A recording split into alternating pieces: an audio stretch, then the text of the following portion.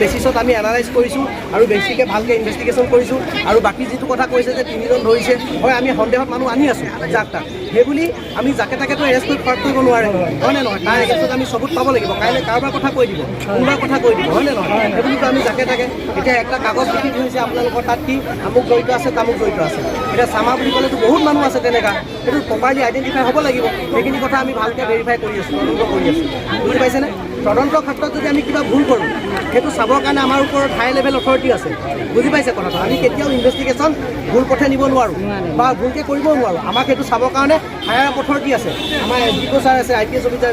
SP sir আছে আমাৰ ওপৰত DIG আছে IGP ছাৰ আছে চবেই তেওঁলোকে চাব কেছটো ভালকৈ কৰিছেনে নাই আমি হাৰ্ট এণ্ড সোল যিটো আমি কৰিব লাগে পুৰা আমি ট্ৰাই কৰিছোঁ পুৰা বেষ্ট অফ আৱাৰ কেপেবিলিটি আমি ইনভেষ্টিগেশ্যন কৰিছোঁ আমি আশাবাদী অসম পুলিচ প্ৰশাসনে নিশ্চয় সেইটো আমাক জাষ্টিছ দিব আমি আশাবাদী গতিকে আপোনালোকৰ ওপৰতে আমাৰ নিৰ্ভৰ আশা ৰাখিছোঁ আৰু যদিলে তেখেতলোকক প্ৰয়াত কৰিলে সেইটো আমাৰ জাষ্টিছ নহয় তেখেতলোকক হাই প্ৰফাইল ইনভেষ্টিগেশ্যন হ'ব লাগে সেইটো আমাৰ দাবী আৰু লগতে তেখেতলোকক তাৰমানে উচিত শাস্তি আপোনালোকে ব্যৱস্থা দিব লাগে সেইটোৱে আমাৰ দাবী আৰু এইটো আপোনালোকৰ দাবীটো আমি মানিছোঁ যিটো আমি কৰিছোঁ কাম আৰু নেক্সট টাইম যদি আপোনালোকে প্ৰটেষ্ট কৰে আপোনালোকৰ প্ৰটেষ্ট কৰাটো ডেম'ক্ৰেটিক ৰাইট হয়নে নহয় আপোনালোকে প্ৰটেষ্ট কৰিব পাৰে আমি আপত্তি কোনো কৰা নাই আৰু কথা পাতিলে আপোনালোকে ধৰি লওক আহিছে প্ৰটেষ্ট কৰিছে মিনিমাম আপোনালোকৰ 10জন হওক মেইন মুখিয়াল কেইজন আহি আমাৰ লগত কথা পাতিব লাগে কাৰণ এতিয়া যিটো পৰিৱেশ আছে অথনি কথা পাতিলে সেইটো পৰিৱেশ নাই হয়নে নহয় তেতিয়াহে আমি কথাখিনি বুজি লৈ পেলাই সেই কথাখিনি আপোনালোকক আকৌ মানুহক আহি বুজাব পাৰে কিন্তু আপোনালোকে যদি হুলস্থুল কৰি থাকে চিঞৰ বাখৰ কৰি থাকে আমি কথা ক'ব নোৱাৰে না একটা এতিয়া কোৱালে এজনে মোক কৈ দিলে পইচা খাই দিলে পইচা খাইছে বুলি কৈ দিলে তেনেকৈ 10জনে কিবা কিবি কৈ দিব 10টাই কয় চিঞৰি পেলাই আমি আপোনালোকতকৈতো হাই ভইচত আমি কথা ক'ব নাপাৰে ন চৰি আপোনালোকৰ হাই ভইচত আমি কথা ক'ব নাপাৰে কথাটো বুজি পাইছে নাই সেইকাৰণে তেনেকৈ প্ৰটেষ্ট কৰিলে নেক্সট টাইম যদি কৰে আপোনালোকে পৰক আকৌ নেক্সট টাইম প্ৰটেষ্ট কৰিলেও কৰক, আমাৰ আপত্তি নাই, কিন্তু ডেম'ক্ৰেটিক প্ৰটেষ্ট কৰিব, ডেম'ক্ৰেটিক প্ৰটেষ্ট। আপোনালোকে ধৰি লওক আপোনালোকৰ মেইন কেইজনৰ ৰিপ্ৰেজেণ্টেটিভ আহিলে, মোৰ লগত কথা পাতিলে, ছাৰৰ লগত কথা পাতিলে, ছাৰৰ লগত কথা পাতিলে, আৰু যদি ধৰি লওক কিন্তু ৰাস্তা ব্লক এইবিলাক কেতিয়াও লোকৰ ইনকনভিনিয়েঞ্চ হোৱা কাম আপোনালোকে নকৰিব, কাৰণ যেনেকৈ আপোনালোকৰ প্ৰটেষ্ট কৰা ৰাইট আছে, এই ৰাস্তাটোৱেদি মানুহৰ যোৱাও ৰাইট আছে, হয় নে নহয়? সেইটো কেতিয়াও নকৰিব। বুজাই দিয়াৰ কাৰণে বহুত ধন্যবাদ। সেইটো কথা আমি গুণাধিকাৰী আন্দোলন কৰি থাকিম, যাতে যেতিয়ালৈকে এইটো আমাৰ জাষ্টিছ নহয় তেতিয়ালৈকে আন্দোলন আমি চলাই থাকিম। গণতান্ত্ৰিকভাৱে আমি প্ৰতিবাদ কৰিম। কৈ দিয়ক।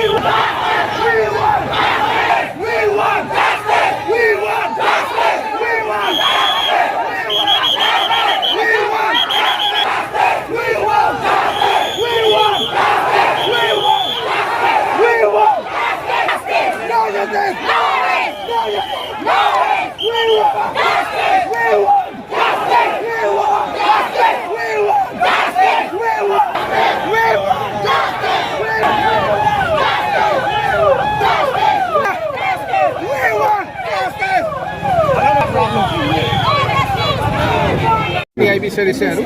আমাৰ ফালৰ পৰা আমি যিখিনি সহায় কৰিব পাৰোঁ, অনতি পলমে পুলিচ প্ৰশাসন হওক, এডমিনিষ্ট্ৰেশ্যনৰ ফালৰ পৰা যিখিনি পাৰি কৰিব লগা আছে সেইখিনি আমি কৰিবলৈ চেষ্টা কৰিম। সোনকালে যাতে প্ৰব্লেমটো চল্ভ হয় তাৰ কাৰণে চেষ্টা কৰিম।